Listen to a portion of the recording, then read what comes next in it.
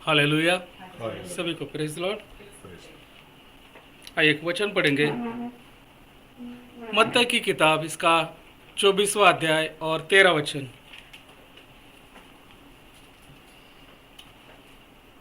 परंतु जो अंत तक धीरज धरे रहेगा उसी का उद्धार होगा।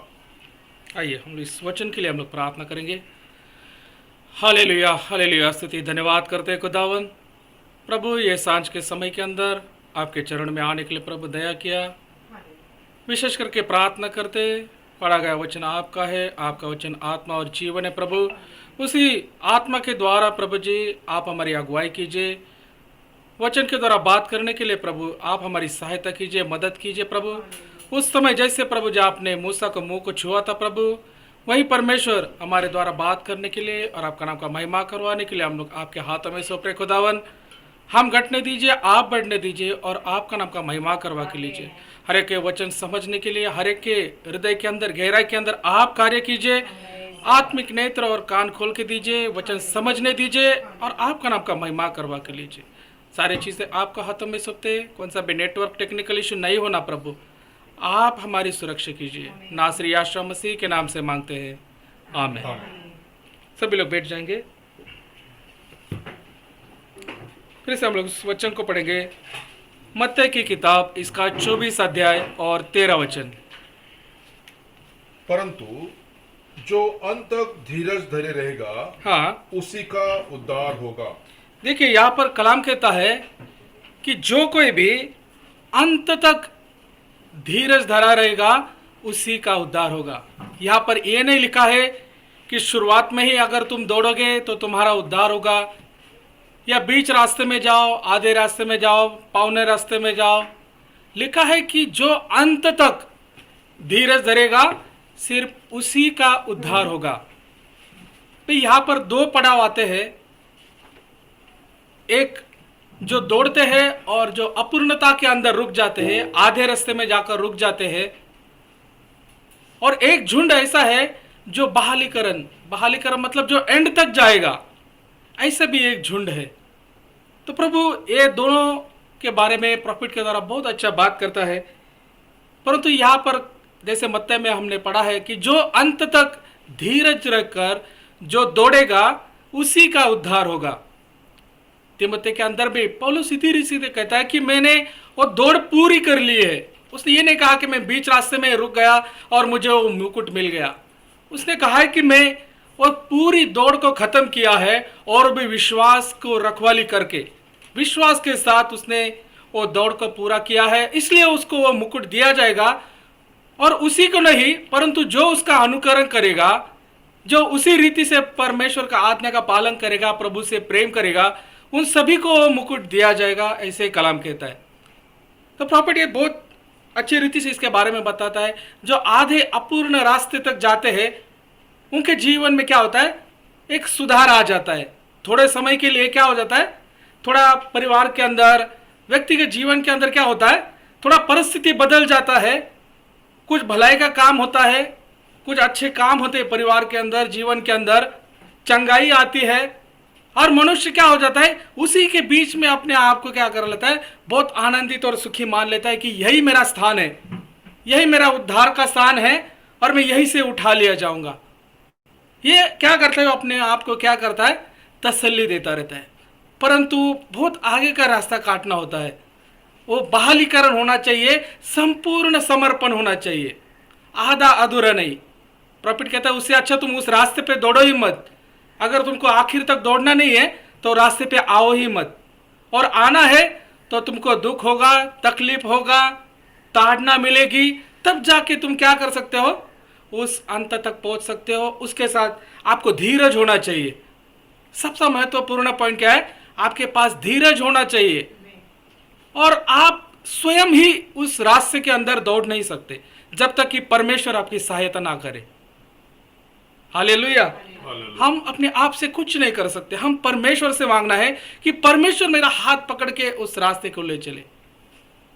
हमें वो रास्ता पता नहीं, क्योंकि उसके मार्ग और हमारे मार्ग कैसे है, अलग है। जैसे आकाश और पृथ्वी दूर है, उतने उसकी कल्पनाएं और उसके मार्ग हमसे दूर है। उस मार्ग को जानना है तो उस परमेश्वर से हमें मांगना है, और उस रास्ते को दिखाने के लिए परमेश्वर ने हमको समय समय पर भविष्यवक्ता है और उनके मैसेज के द्वारा क्या कह रहा है, प्रभु हमारी उसके अंदर अगुवाई कर रहा है। तो आज हम लोग कहाँ पर है? हम लोग उस आधे रास्ते में है, हम यात्रा में तो है, परंतु कहाँ पर है? हम मसीहत के अंदर हम कहाँ तक पहुंच गए हैं? हमें तो कलाम ने कहा है कि अंत तक धीरे धर के क्या करना है, दौड़ना है, जैसे पौलुस दौड़ा है। आज हम लोग की दौड़ कहाँ पर है?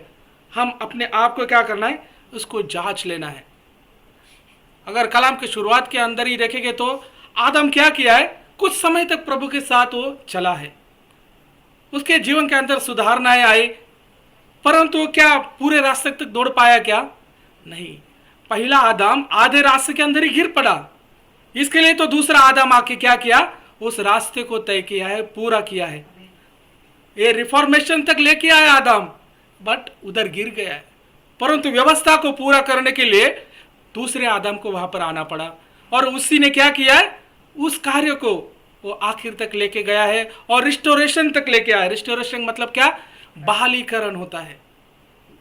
जो गिर गया उसको फिर से रिस्टोर करना, अपने पुराने स्थान के अंदर लेके आना। आदम उस स्थान को खो दिया, परंतु दूसरे आदम ने क्या किया, उस स्थान को पूरा किया और उस दौड़ को क्या किया, भूमि पर आके पूरा किया है। आज हम लोग उस रास्ते पर कहाँ है, हम अपने आप को जांचना है।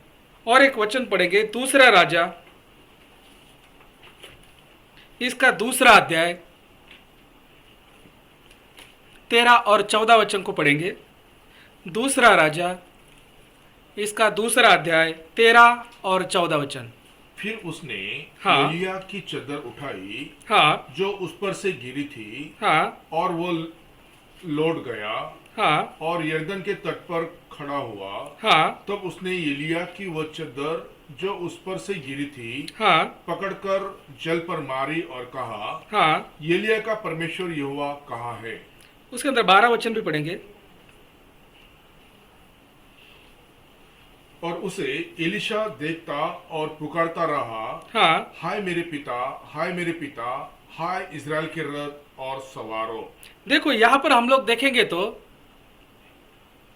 एलिया और एलिशा क्या किया है, उस साथ साथ चला है, एक मार्ग के अंदर वो दोनों ही चल रहे हैं।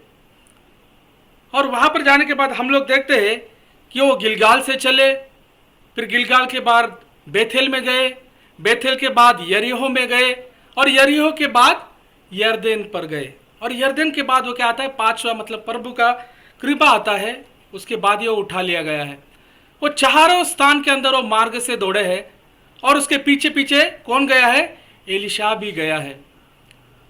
अभी एलिशा को हर समय एलिया ने रुकाने की कोशिश की है, हर एक स्थान के अंदर उसने रुकाया कि मैं चाहता हूं, परमेश्वर चाहता है कि तू यहां पर रुके। और वहां पर देखेंगे तो भविष्यवक्ता के चेले और उनके बच्चे लोग भी क्या कर रहे थे, उसको चिढ़ा रहे थे कि आज तेरा धनी, तेरा स्वामी तेरे सर पे से उठा लिया जाएगा। तो उसने बोला कि मुझे सब पता है, परंतु वो आधे रास्ते में रुका क्या, एलिया हर समय उसे रुकाने की कोशिश कर रहा था, परंतु उसको एलिशा को पक्का मालूम था कि आधा अधूरा चलने से कुछ प्रयोजन नहीं होगा, मैं वो रास्ता ही मुझे पता नहीं पड़ेगा। जो रास्ता, जो आत्मा एलिया को चला रहा है वो रास्ता उसे पता है, पर अगर मुझे वो रास्ता मालूम पड़ना है तो आधा अधूरा जाके मेरा कुछ प्रयोजन नहीं है, कुछ फायदा नहीं है। इसलिए उसने उसे छोड़ा नहीं, मैं जीवन की शपथ मैं आपको छोड़ूंगा नहीं करके उसने वो दृढ़ निश्चय के साथ वो एलिया के पीछे पीछे चला है, और उसने पूरा रास्ते का जांच किया है। परंतु वहां पर देखेगा तो भविष्यवक्ताओं के चेले जो बाइबल कॉलेज वाले पढ़े थे वो क्या कर रहे थे, उसको चिढ़ा रहे थे, भाई तू यहाँ पर रुक जा, हमारे पास भी एक कलीसिया है, हर स्थान के अंदर कलीसिया है, तू बेथेल में रुक जा, यरीहो में रुक जा, हम लोग का कलीसिया है, यहाँ पर तू असिस्टेंट है, हमारे पास आज जा, तू तेरे का बनाएंगे, हम लोग बिशप बना देंगे।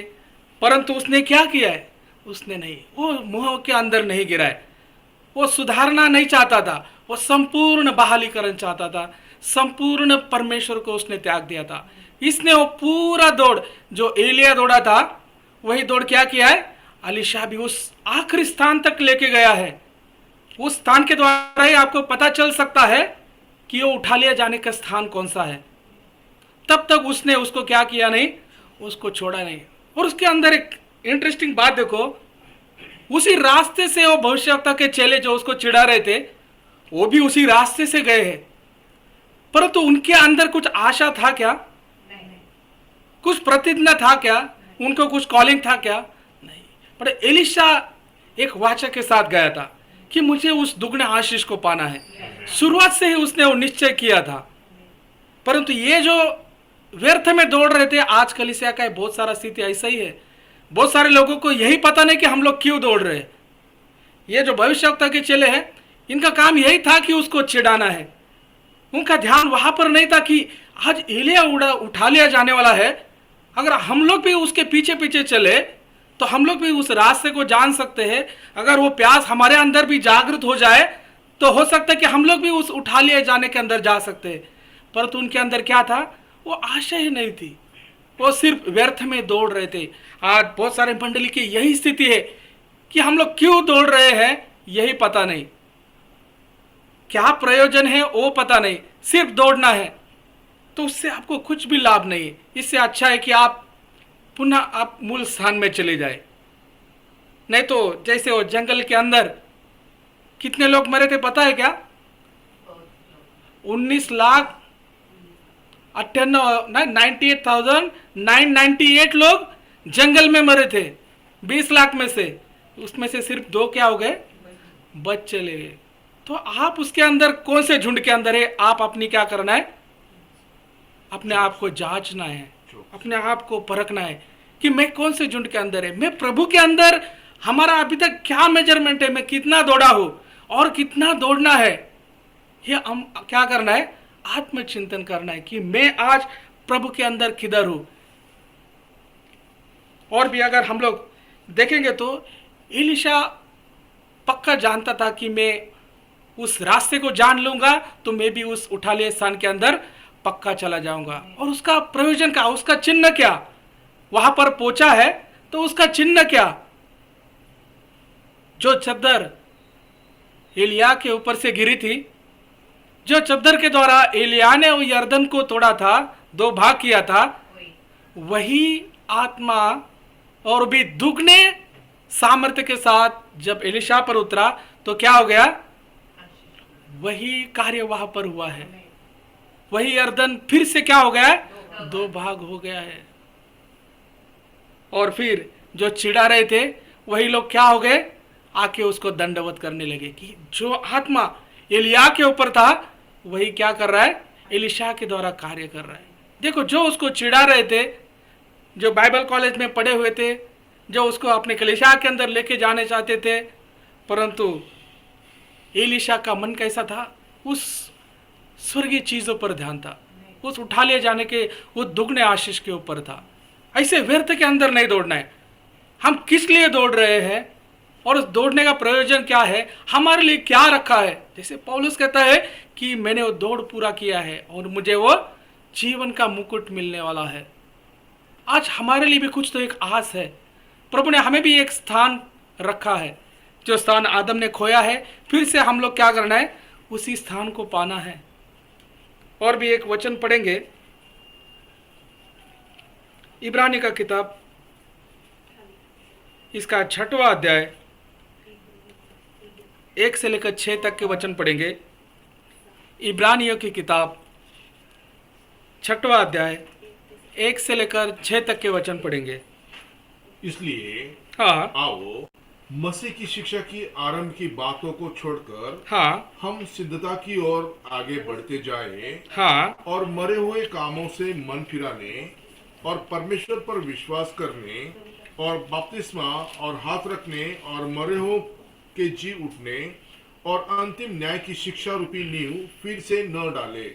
हाँ यदि परमेश्वर चाहे तो हम पर यही करेगा, क्योंकि जिन्होंने एक बार ज्योति पाई है हाँ और जो स्वर्गीय वरदान का स्वाद चख चुके हैं हाँ और पवित्र आत्मा के भागी हो गए हैं हाँ और परमेश्वर के उत्तम वचन का और आने वाले युग के सामर्थ का स्वाद चख चुके हैं, हाँ यदि वे भटक जाए तो उन्हें मन फिराव के लिए फिर नया बनाना अनहोना है, क्योंकि वे परमेश्वर के पुत्र को अपने लिए फिर क्रूस पर चढ़ाते हैं और हाँ, प्रकट में उस पर कलंक लगाते हैं।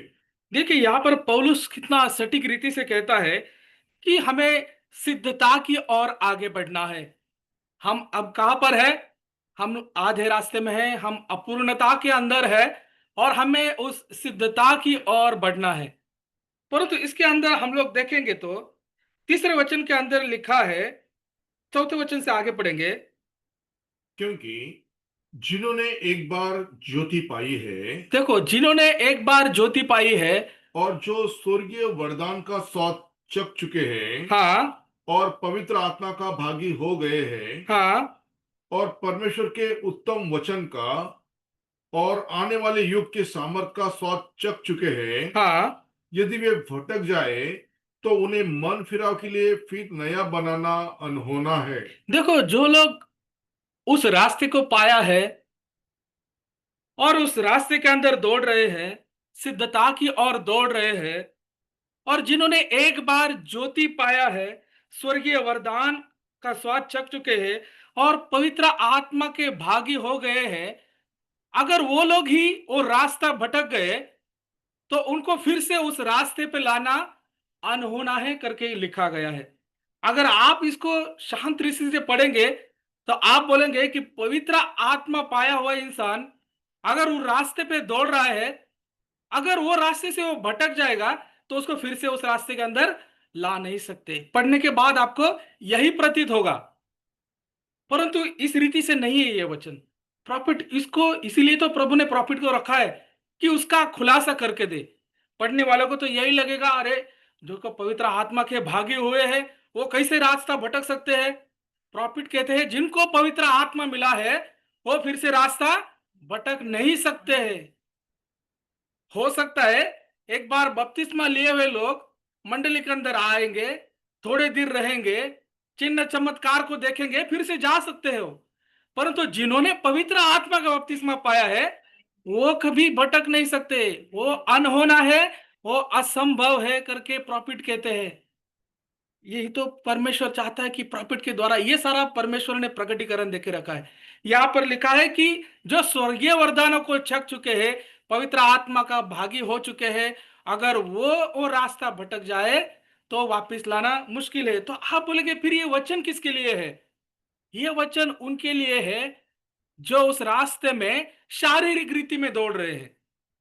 जो आत्मा के चलाए चलते हैं ना, वो इस रीति से आधा अधूरा दौड़ नहीं दौड़ते। जो आत्मा के चलाए चलते वो एक खिंचावट के अंदर लेके आता है। वो खिंचावट उनको क्या करता है? उस अंतिम स्थान तक, उस रिस्टोरेशन तक आपको लेके जाता है। जिस पत्थर में से आप खोदे गए ना, उसी पत्थर के पास वो खिंचावट आपको लेके जाएगा। हालेलुया। तो यही है, हम लोग अभी अपूर्णता के अंदर है, एक यात्रा और एक प्रयाण के अंदर है, और हमें वहां पर ही नहीं रुकना है। चिन्ह चमत्कार अद्भुत इसके पीछे ही नहीं रहना है। उससे भी परे एक चीज है, एक हो है रैप्चरिंग फेथ। रैप्चरिंग फेथ मतलब क्या? उठा ले जाने वाला विश्वास हमारे अंदर जागृत होना है।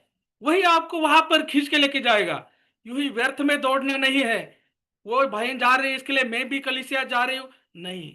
कुछ एक आस के साथ, प्यास के साथ आपको कलीसिया में आना होता है कि आज मैं प्रभु से करार के साथ कलीसिया में जाऊंगी। जो कुछ भी प्रभु से पाना है वो परमेश्वर के सम्मुख में करार करके उसको पाकर ही कलीसिया से बाहर जाना है। एक उद्देश्य के साथ, एक वाचा के साथ, करार के साथ हम लोग परमेश्वर के सम्मुख में आना है। बस यूं ही व्यर्थ में हमें दौड़ना नहीं। नहीं तो फिर वो जैसे इजराइल लोग को जंगल के अंदर मर गए, वैसे हमारा स्थिति नहीं होना है। वो कालेब और जोशुआ जो विशेष आत्मा के धनी थे, वैसे हम लोग का भी जीवन होना है। हम लोग आज कौन सी दौड़ दौड़ रहे हैं, हम अपने आप को सोचना है। हम उस पवित्र आत्मा के भागी हुए हैं क्या? अगर भागी हुए हैं तो हमारी दौड़ अब तक प्रभु के अंदर किधर है?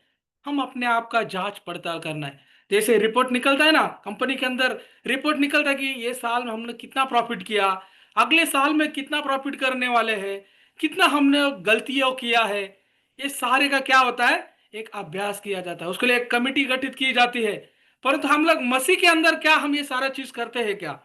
हम लोग आज कितना दौड़ दौड़े हैं और कितना दौड़ दौड़ना है? मेरे अंदर क्या कमी घटी है, मेरा पुराना जीवन, पुराना मनुष्य और नए मनुष्य के अंदर क्या बदलावट आया है, या वही रूढ़ी और परंपरागत वही पुराना घिसा पिटा जीवन है क्या। हम अपने आप को क्या करना है, जांचना है और परखना है। हम लोग उस पवित्र आत्मा के भागी है क्या, उस वरदानों को चख चुके हैं क्या। उस समय 20 लाख लोग निकले थे मिस्र के अंदर से, सारे चीज सब उन्होंने मजे लिए, स्वर्गीय वरदान सारे आशीष लिए, स्वर्गदूतों का मन्ना खाया, सब चीजों के भागी हुए। परंतु अंत में क्या हुआ, बहुत दूर तक आ गए थे वो, थोड़ा ही समय बाकी था, परंतु वो दौड़ पूरी नहीं कर पाए। आज बहुत सारे मसीह लोग का यही जीवन है, निकलते तो है शुरुआत के अंदर, अच्छे रीति से दौड़ते हैं, परंतु क्या हो जाता है बीच रास्ते में वो रुक जाते हैं। प्रभु ऐसी दौड़ नहीं चाहता। प्रभु चाहता है कि अंत तक हम लोग क्या होना है, धीरज के साथ हमें दौड़ना है। वो शारीरिक दौड़ नहीं होनी चाहिए, वो एक आत्मिक खिंचावट की दौड़ होनी चाहिए। परमेश्वर हमें क्या करना है, उस दौड़ के अंदर दौड़ाना है। और भी वचन पढ़ेंगे, मत्ती का किताब है, इसका 3रा अध्याय और 11वां वचन। मत्ती की किताब 3रा अध्याय और 11वां वचन। मैं तो पानी से तुम्हें मन फिराव का बपतिस्मा देता हूँ, हाँ परंतु जो मेरे बाद आने वाला है हाँ वह मुझसे शक्तिशाली है। हाँ। मैं उसकी जूती उठाने का के योग्य नहीं। देखो, वह तुम्हें पवित्र आत्मा और आग से बपतिस्मा देगा। आमेन। देखो किससे बपतिस्मा देगा वो, पवित्र आत्मा से। अग्नि, और पवित्र आत्मा से, अग्नि से शुद्ध करेगा और पवित्र आत्मा से आपको भरेगा। जो पानी का बपतिस्मा किसके लिए होता है, मन फिराने के लिए होता है। परंतु आपको अगर उद्धार पाना है तो आप लोगों को क्या जरूरत है, पवित्र आत्मा की जरूरत है। अगर हम लोग देखेंगे तो अमेरिका के अंदर एक बहुत बड़ा एक इवेंजलिस्ट, बहुत सारा एक प्रचारक है, बिली ग्राहम के बारे में आपने सुना रहेगा। जब वो एक भाई के साथ बात कर रहे थे तो उन्होंने बताया कि लाखों लोग उनके एक मीटिंग में आए थे, और उन्होंने कहा कि कितने लोग अपने आप को परमेश्वर के पूरा रीति से समर्पित करना चाहते हैं, उस दौड़ के अंदर आखिर तक संयम के साथ दौड़ेंगे। तो उस समय 30,000 लोगों ने हाथ ऊपर किए, और 30,000 लोगों ने हाथ ऊपर करने के बाद मीटिंग खत्म हो गया, उनके लिए प्रार्थना किया गया। और फिर से 1 महीने के बाद भाई ग्रहण उसी स्थान में फिर से प्रार्थना के लिए गए, और उन्होंने फिर से पूछा कि वो 30,000 लोग कहां पर है जिन्होंने पिछले मीटिंग को हाथ ऊपर किया था। तो एक भी हाथ ऊपर नहीं था। 30,000 लोगों ने हाथ तो ऊपर किया था। तब जाकर बिली ग्राहम ने उनके जो मंडली के लोग थे, जो एल्डर्स, उनको पूछा अलग से जाके कि वो 30,000 लोग कहां पर चले गए। क्या तुम लोग ने उन 30,000 लोगों का नाम लिखा हुआ था, या उसका कुछ फोन नंबर, कुछ एड्रेस लिखा हुआ था? क्या आपने जाके उनको मिल के आए उनके घर पे, क्या समस्या है, क्या तकलीफ है, आप समर्पित किए हो परमेश्वर को, आप क्यों नहीं आए? तो वहां पर ग्रहम अपने एल्डर्स लोग को बहुत जोर से चिल्लाते हैं कि तुम एसी के रूम के अंदर बैठकर चाहते हो कि वो फिर से वो लोग आपके मंडली के अंदर आए। आप क्या है, सुस्त प्रचारक है, सुस्त मंडली के एल्डर्स है, वडील लोग है करके वहां पर कहा गया है। और फिर जब बिली ग्राहम और ब्रदर ब्रनम की जब भेंट होती है तो यही टॉपिक वहां पर निकलता है। तो भाई ब्रनम वहां पर उनको कहते हैं, जरा आप पौलुस की सेवकाई पर ध्यान दो। पौलुस एक के द्वारा 30 को लेके आया, और 30 के द्वारा 300, 3,000 और 30,000 लोगों को लेके आया। हर दिन प्रभु मंडली के अंदर बढ़ोतरी करता था। यह पौलुस का सेवकाई है। और यूं ही करता था क्या वो, इसके लिए एक वचन पढ़ो, प्रेषितों की किताब 20 अध्याय 20 वचन पढ़ो। प्रेरितों की किताब 20 अध्याय और 20 वचन, प्रेषितांची कृत्य 20 अध्याय आणि 20वं वचन। और जो जो बातें तुम्हारे लाभ की थी हाँ उनको बताने और लोगों के सामने और घर घर सिखाने से कभी न झिझका। देखो क्या कह रहा है वो, फिर से एक बार उस वचन को पढ़ेंगे हम लोग। और जो जो बातें हाँ तुम्हारे लाभ की थी हाँ उनको बताने हाँ। और लोगों के सामने और घर घर सिखाने से कभी न झिझका। देखो घर घर जाकर वो क्या किया है, जाके उस वचन को बार बार उनको बताता था। एक बार मीटिंग करने से हो जाता है क्या? क्या वो विश्वासी और भी विश्वास के अंदर बढ़ेगा क्या? फिर से उस रास्ते के अंदर वो आ पाएगा क्या? नहीं। आपको शुरुआत के अंदर उसको लेके ही दौड़ना है। यही तो मसीहत का फाउंडेशन है। सबको साथ लेकर दौड़ना है। अकेले के बारे में नहीं सोचना है। जो कमजोर है उसको क्या करना है हम लोग, अपने साथ में लेना है। उसको वचन के बारे में बात करना है। उसको अकेले में जाना है। घर घर जाकर उसको बात करना है। यहाँ पर पौलुस कहता है कि मैं घर घर जाके बताने को झिझका नहीं, मुझे किस बात की शर्म नहीं है। क्या हम लोग पौलुस से बहुत बड़े हैं क्या? जरा अपने बारे में सोच लो, हम लोग कहां पर है। बस यूं ही दौड़ना है इसके लिए नहीं। दौड़ने के साथ प्रभु कुछ तो कार्य, कुछ तो हमारे ऊपर कुछ रिस्पॉन्सिबिलिटी दिया है प्रभु। उस काम को हम करना है। और भी लोगों को हमारे साथ उस दौड़ के अंदर लेके आना है। यही तो क्या है, प्रभु ने हमें दिया हुआ बोझ है। एक दूसरे के लिए बोझ उठा के प्रार्थना करना, घर घर जाके उनकी सुधि लेना, को वचन की हौसला अफजाई करना, और भी वचन के द्वारा उनसे बात करना, उनकी सहायता करना। जो प्रेषितों के समय में दूसरे अध्याय के अंदर हम लोग देखते हैं, वो लोग क्या करते थे, एक दूसरे के घर पे जाके एक दूसरे की सहायता करते थे, एक दूसरे के लिए प्रार्थना करते थे, एक दूसरे के घर पे जाके रोटी तोड़ते थे। ये आज मंडली के अंदर क्या है, बहुत बड़ा शोकांतिका है कि ये आज कार्य मंडली के अंदर नहीं होता था। हम लोग जब पहले कलीसिया के अंदर थे कि इतना सारा कॉटेज मीटिंग था कि कहां पर जाए ये समझ में नहीं आता था। और आज हमें क्या मिलेगा करके वो जिस घर में कॉटेज मीटिंग था, वो तो परेशान रहते थे कि आज हमारे घर में एक बड़ा सेवक आने वाला है, मैं क्या क्या तैयार करूं, उसके लिए क्या करूं। आज प्रभु का वचन मिलने वाला है। वो प्यास आज हमारे अंदर नहीं है, वो प्रेम हमारे अंदर नहीं है। वो प्रेम ही हमारे अंदर क्या हो चुका है, लुप्त हो चुका है, वो ठंडा गिर चुका है। तो हम अपने आप को जांचना है कि हम लोग आज उस दौड़ के अंदर कहां पर है। हम लोग आज आधे रास्ते के अंदर है, परंतु मराठी के अंदर बहुत ही अच्छा रीति से वो मन बोलते ना कि अर्ध्या हळकुंडाचं कसे होतात, पिवळे होऊन जातात, कि हम लोग उद्धार पा चुके हैं। बस अभी हम लोग उठा लिए जाने के अंदर है। परंतु अगर हम लोग देखेंगे तो हम लोग, बहुत सारे लोग तो रास्ता शुरुआत ही नहीं कर दिए। बहुत सारे लोग तो सर्विस रोड पकड़ के पटरी से नीचे उतर गए, अरे मेन रास्ता तो ऊपर ही रह गया। परंतु कहते कि हम लोग उद्धार के रास्ते में हैं। बस थोड़ा ही समय है, अभी हम लोग उठा लिए जाने के अंदर है। अरे परंतु तेरा स्थिति देख, तू कहां पर है।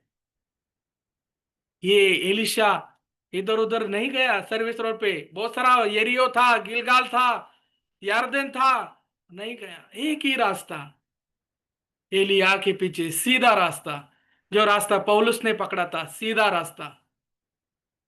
आज हमारा जीवन क्या है, आज हमारी अगुवाई कौन कर रहा है, ये भी एक बहुत बड़ी बात है। हमारी अगुवाई कौन कर रहा है।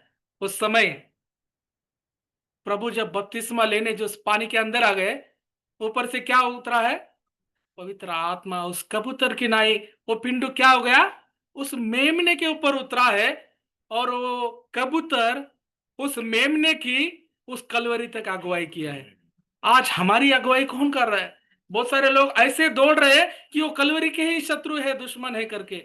और कलाम के अंदर हम लोग ने अभी पढ़ा है कि वो बार बार उस मसीह को कलवरी पर मारते हैं। ऐसा हम लोग दौड़ रहे हैं कि हम लोग की वजह से और भी वो मसीह को खून बहाना पड़ रहा है। हम लोग उसको खेदित कर रहे हैं, हम लोग उसके आत्मा को दुखित कर रहे हैं। इससे बड़ा पाप क्या हो सकता है कि हम उसके आज्ञाओं को ना माने। यही सबसे बड़ा पाप है। हम उसको दुखित कर रहे हैं। हमारी दौड़ किस रीति से है, हम अपने आप को जांचना है। उस समय 30,000 लोगों ने हाथ खड़े किए, पर उस समय एक भी नहीं था। बहुत सारे लोग, पुराने लोग चले गए, क्योंकि आप क्या नहीं कर रहे, उनकी सुधि नहीं ले रहे। उनके बुरे समय के अंदर, अच्छे समय के अंदर आप उनकी भेंट नहीं ले रहे, आप उनकी सहायता नहीं कर रहे, तो कैसे वो भेड़ आपके मंडली के अंदर आएंगे। इसका मतलब आप उत्तम चरवाह नहीं है। आप प्रभु की ओर से दिए गए चरवाह नहीं है। आप आपके मन से ही द्वारा अपने मनुष्य की रीति से चुने हुए लोग हैं। तो वो सेवकाई परमेश्वर को पसंद नहीं है। पौलुस कहता है कि तुम मेरा अनुकरण करो। क्योंकि उसने वो पूरा रास्ता पार किया है, उस रास्ते की पूरी जानकारी पौलुस को है। इसलिए वो बोल रहा है कि तुम मेरा क्या करो, अनुकरण करो। अपोल्लोस ने क्या किया, मन फिराव का संदेशा सुसमाचार को लेके आया, परंतु पौलुस उनको वहां से उस पवित्र आत्मा के बपतिस्मे तक लेके आया है। पौलुस मंडली को ऐसे ही छोड़ा नहीं, हर एक बार मंडली को बार बार जाके सूदी लेता था। जो अंगार के ऊपर मिट्टी गिरा है, धूल गिरा, उसको क्या करता था, वो फूंक मारता था, फिर से उनके अंदर वो आग जलाता था। प्रभु ऐसे सेवक लोग को चाहता है। वो रिफॉर्मेशन मतलब सुधारना नहीं चाहिए हमको, वो परिस्थिति थोड़े समय तक बदलेगी, परंतु उद्धार चाहिए तो आखिर तक, अंत तक हमें क्या करना है, दृढ़ता के साथ हमें दौड़ना है। पौलुस की रीति उसके हम लोग क्या करना है, अनुकरण करना है। अगर हम लोग चाहते हैं कि हम लोग को पहाड़ी पर जाना है, तो हमारा कोई तो अगुवाई चाहिए कि नहीं। हमें तो रास्ता पता नहीं, कोई अगर अनजान व्यक्ति यहाँ पर आता है, अभी यहाँ पर ये अंगर की फैमिली क्या है, यहाँ पर बेस पॉइंट है, सारे सेवक बड़े से बड़े सेवक क्या किए, यहाँ पर आए हैं, और यहां से क्या हो गया, वो वहां पर गए प्रार्थना के लिए। तो ये क्या है, एक एंड टाइम मैसेज का क्या है, स्थान है। आज हम लोग एंड टाइम मिनिस्ट्री के अंदर ही है। अगर आपको उस पहाड़ी के अंदर जाना है, तो आपको अगुवाई चाहिए, तो आप यहां पर आएंगे, तो ये भाई क्या करेगा, आपको आगे लेके जाएगा, क्योंकि भाई को ये रास्ता पता है। आज हम लोग एंड टाइम चर्च के अंदर है, एंड टाइम चर्च आपको लेके नहीं जाएगा कहां पे, एंड टाइम मैसेज ये आपको वहां पर लेके जाएगा, ये वचन आपको लेके जाएगा जो भविष्यवक्ता के द्वारा प्रभु ने आज हमें दिया है। आज हम लोग उसी एंड टाइम मैसेज के अंदर है। कोई कलीसिया, कोई सेवा, कोई पास्टर आपको वहां पर नहीं लेके जाएगा। ये वचन ही है, वो वचन को क्या करेगा, उस खिंचावट के अंदर लेके आएगा। वही पत्थर जो आखिरी कोने का पत्थर है, वो क्या करेगा, आपको खिंचावट के अंदर लेके आएगा। आप उसके साथ जोड़े जाएंगे, तभी जब आप उसके साथ आप पहचाने जाएंगे।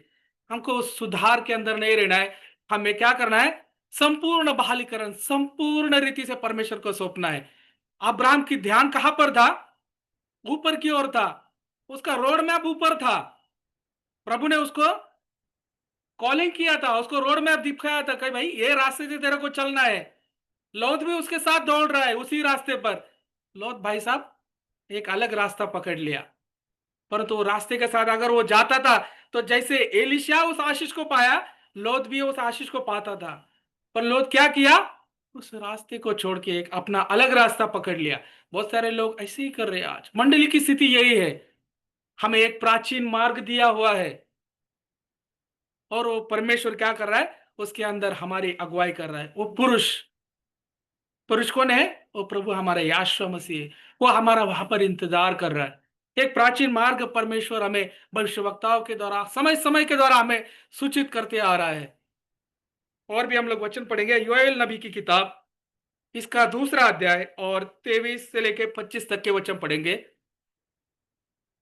योएल नबी की किताब, इसका दूसरा अध्याय 23 से लेकर 25 तक के वचन पढ़ेंगे।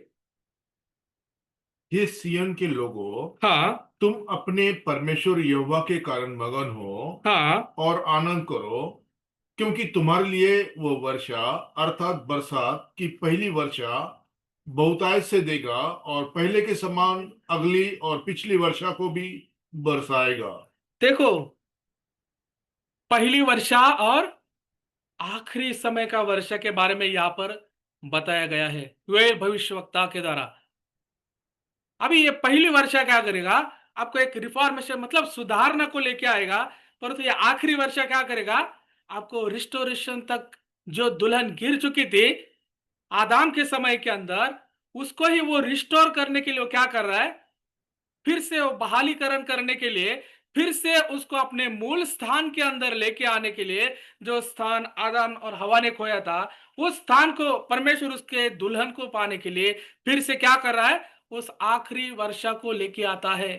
पवित्र आत्मा आपको सुधार तक लेके आ सकता है, परंतु पवित्र आत्मा और अग्नि का बपतिस्मा क्या करेगा, आपको उस मूल स्थान के अंदर फिर से रिस्टोरेशन के अंदर लेके जाएगा।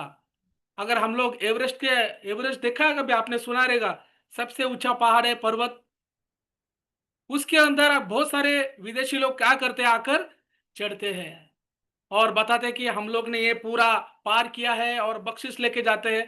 परंतु इसकी असलियत आपको बताता हो, चढ़ने वाले ये लोग नहीं है। वहां पे जो नेपाली जो शेरपा लोग हैं ना, उन्हीं लोगों को ये रास्ता मालूम है।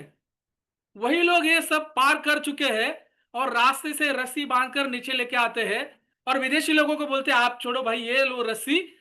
और क्या करते हैं फिर, विदेशी लोग ऊपर चले जाते हैं। काम करने वाले अलग लोग होते हैं। वो अपना गाजा वाजा नहीं करते, अपने आप को बड़ापन नहीं करते। यही मसीहत के अंदर सेवकाई है। जो काम करते हैं, सच्चाई से उस रास्ते को दौड़ते हैं और अपने झुंड की अगुवाई करते हैं, वो अपना नाम बड़ा नहीं करते, वो परमेश्वर को बड़ा करते हैं। देखो, वो शेरपा लोगों को ना वो रास्ता पूरा पता रहता है। वो बराबर आपको उस स्थान के अंदर लेके जाएंगे। अगर आपका चरवाहा अगर सही हो, परमेश्वर का द्वारा नियुक्त हो, तो वही आपको क्या कर सकता है, आपकी उस आखिरी स्थान तक अगुवाई कर सकता है। पौलुस जैसे वो आखिरी स्थान तक दौड़ा है, एलिया उस आखिरी स्थान तक, और एलियशा भी उसके साथ में उस आखिरी स्थान तक गया है। अगर आप भी चाहते हैं कि उसी स्थान के अंदर हमें जाना है, तो हम परखना है कि हमारा अगुवाई कौन कर रहा है और हमारा चरवाहा कौन है, और वो वचन के मुताबिक हमारी अगुवाई कर रहा है क्या नहीं। हम अपने आप को जांचना है कि हम लोग अब प्रभु के अंदर कहां पर है। हम लोग उस अपूर्णता के अंदर है, या हम लोग उस बहालीकरण की ओर, सिद्धता की ओर दौड़ रहे हैं। और भी वचन पढ़ेंगे, उत्पत्ति की किताब 5 अध्याय और 24 वचन।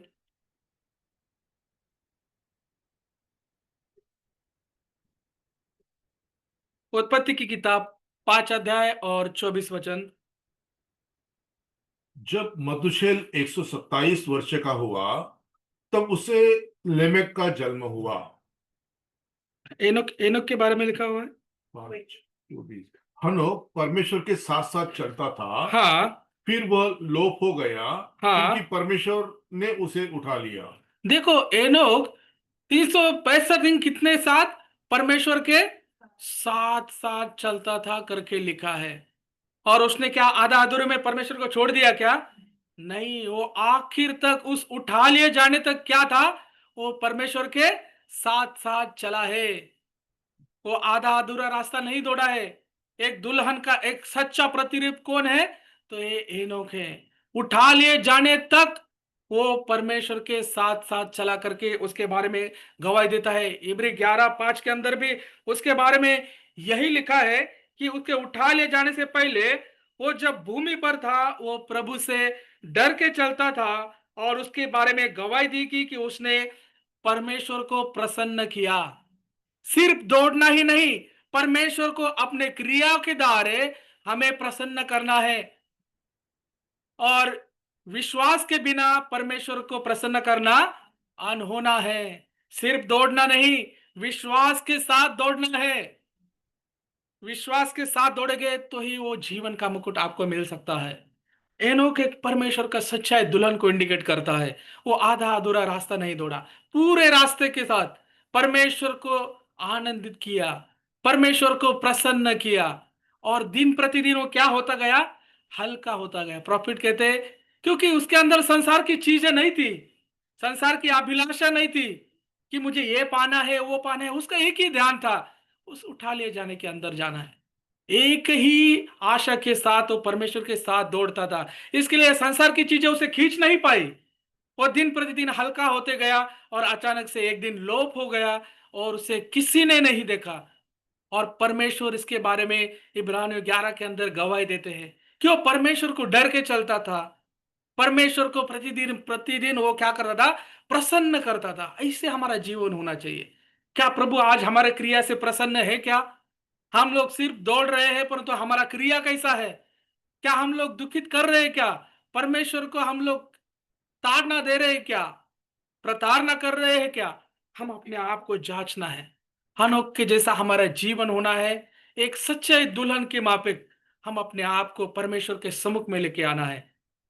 अगर हम लोग देखेंगे तो यूएल के अंदर बहुत, वो चार जब टिड्डिया के बारे में लिखा है, वो टिड्डिया क्या करती है, वो पूरा दुल्हन को खा लिया है। दुल्हन रूपी वृक्ष को और टिड्डियों ने खा लिया है, पत्ता खा लिया, फल खा लिया, उसका जो साल है खा लिया, और बीज के अंदर भी जाने के लिए कोशिश किया, परंतु प्रभु वो बीज को सुरक्षित रखा है। इसलिए प्रभु ने कहा है कि मैं वो आखिरी वर्षा को लेके आऊंगा। भले वो दुल्हन रूपी वृक्ष खराब हो गया हो, अपना स्थान खो चुका हो, फिर से मैं उस दूसरी वर्षा को लेके आऊंगा, और फिर से उस बीज के द्वारा एक नए वृक्ष को लेके आऊंगा और उसको पुनर्स्थापित करूंगा, रिस्टोरेशन के अंदर लेके आऊंगा। देखो कितना प्रभु अद्भुत रीति से कार्य करता है।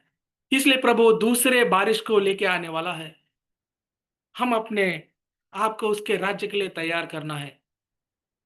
बहुत सारे लोग कहते हैं कि क्या होगा आगे का पता नहीं, आज का दिन क्या करो, खा लो पी लो हंसी मजाक कर लो, परंतु मसीहत के अंदर ऐसे नहीं।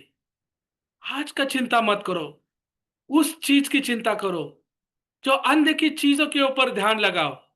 परंतु आज हम लोग क्या बोलते हैं, जो रास्ता है उसके मजे लो, बाद में क्या होगा पता नहीं, मरेंगे जिएंगे कहां पर जाएंगे, उनके लिए कुछ भी आशा नहीं है।